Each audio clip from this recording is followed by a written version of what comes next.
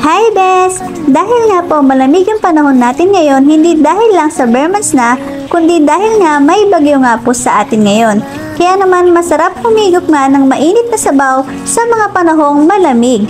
Kaya naman umpisa na po natin, gagawa tayo ngayon ng masarap na sabaw. Umpisa na po natin.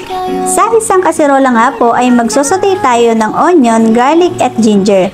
At hintayin lang po natin ito magpula. At pagpula na nga po ay pwede na nga po natin ilagay dito ang ginayat na manok.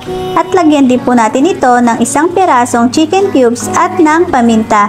At muli ay hahaluin lang po natin ito at hihintayin po nating mag-brown na ang ating manok.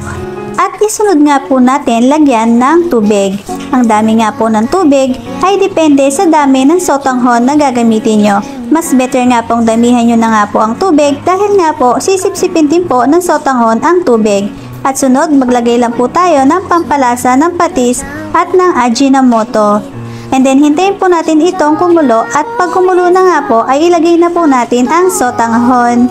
At hintayin po natin ulit itong lumambot. At kung sa lasa naman po ay nakukulangan, pwede naman po itong tikman para makapag-adjust po tayo sa mai-add nating mga pampalasa. Dito nga po ay malambot na ang ating sotanghon.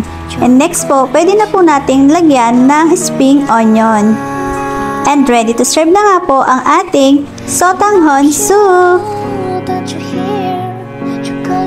Happy tummy! Thanks for watching! Bye-bye!